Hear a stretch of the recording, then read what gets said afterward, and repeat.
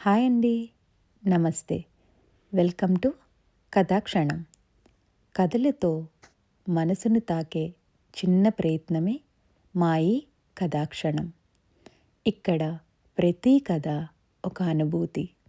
పిల్లలకు విలువలు నేర్పే కథలు, పెద్దలకు జీవన సత్యాలను గుర్తు చేసే కథలు, రోజువారీ జీవనంలో మరచిపోయిన మంచితనం, ఓర్పు, ప్రేమ, కృతజ్ఞత ఈ అన్నిటినీ కథల రూపంలో మీ ముందుకు తీసుకొస్తుంది మా ఈ కథాక్షణం.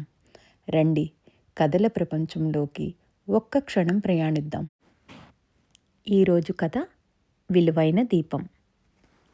ఒక గ్రామంలో రాము అనే అబ్బాయి ఉండేవాడు. ఒకరోజు గురువుగారు రాముకి ఒక చిన్న దీపం ఇచ్చారు. అయితే గురువుగారు ఇలా చెప్పారు, ఈ దీపాన్ని జాగ్రత్తగా ఉంచు అని.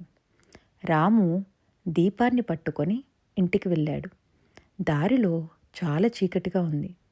అప్పుడే రాము ఒక ముసలివాడు చీకట్లో నడవలేక ఇబ్బంది పడడం చూశాడు.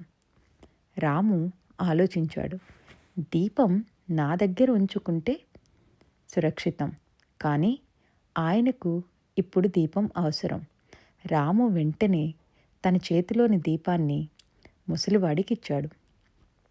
ముసలివాడు ఆనందంగా చిరునవ్వుతో ఇలా అన్నాడు, నువ్వు దీపం ఇవ్వలేదు, వెలుగును పంచావు. రాము అర్థం చేసుకున్నాడు, మంచితనం పంచుకుంటే తగ్గదు, పెరుగుతుంది. ఈ కథ యొక్క సందేశం, మంచి పనులు పంచుకుంటే ప్రపంచం వెలుగవుతుంది.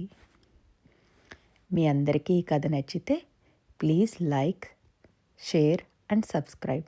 Thank you. మళ్ళీ మనము ఇంకొక మంచి కథతో కలుద్దాము. అంతవరకు సెలవు.